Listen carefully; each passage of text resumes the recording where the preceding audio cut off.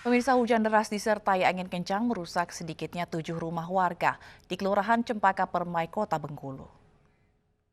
Subuh terjadi angin putar beliung meluluhlantahkan rumah-rumah. Warga Kelurahan Cempaka Permai Bengkulu panik setelah terjangan angin puting beliung disertai hujan deras Sabtu pagi. Terjangan angin merusak 7 rumah warga, di mana 2 diantaranya rusak berat. Angin kencang juga memutus aliran listrik di permukiman ini.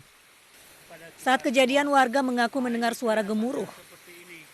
Namun tidak ada korban jiwa akibat peristiwa ini. Kira-kira setengah 6 lah. Iya, setengah 6 ya. Terbang atapnya, Pak. Ya gitu lah. Loncat ke atap situ, kan?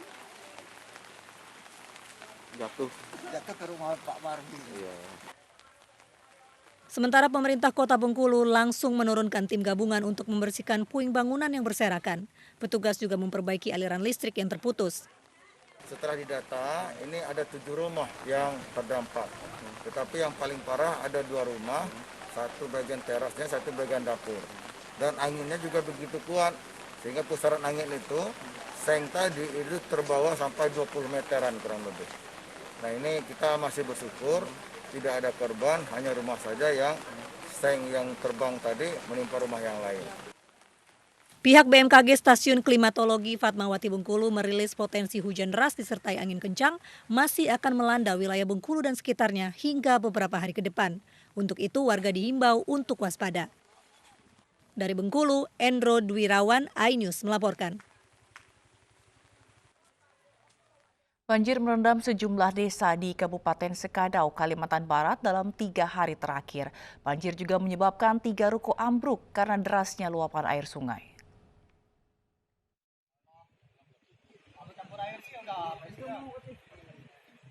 Inilah kondisi bangunan ruko milik warga desa Sungai Ayak 2, Kabupaten Sekadau, Kalimantan Barat yang longsor ke sungai. Posisi bangunan berada persis di tepian Sungai Sepantak. Saat longsor terjadi, di dalam bangunan ada 2 pekerja. Keduanya sempat melarikan diri begitu bangunan mulai terasa miring dan bergeser. Seluruh isi bangunan serta 2 sepeda motor ikut masuk ke dalam air. Longsornya bangunan diduga karena tanah fondasi bangunan abrasi akibat curah hujan tinggi. Kondisi tersebut diperparah dengan debit air sungai yang tinggi. Pemilik dibantu warga mengevakuasi barang-barang berharga dari dalam bangunan. Karena banjir ini kan selain soal faktor alam, juga ada kontribusi faktor manusia. Untuk itu jangan buang sampah sembarangan dan patuhilah keterangan-keterangan dari pemerintah, petunjuk-petunjuk dari pemerintah terkait dengan bahaya banjir yang melanda daerah masing-masing. Pemerintah daerah sudah siaga menghadapi kemungkinan terburuk dengan adanya banjir tersebut. Dari Sekadau, Kalimantan Barat, Uun Yuniar, iNews melaporkan. Aparat Polsek Pademangan, Jakarta Utara meringkus pencopet yang sering beraksi dalam angkot. Polisi membuntuti angkot yang ditumpangi pelaku sebelum menangkapnya.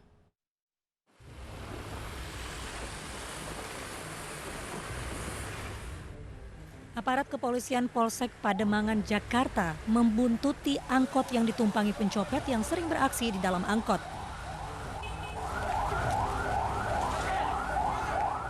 Di Jalan Lodan Raya, aparat menghadang angkot dan menangkap pelaku. Saat digeledah, petugas menemukan sebuah telepon genggam hasil operasi pelaku.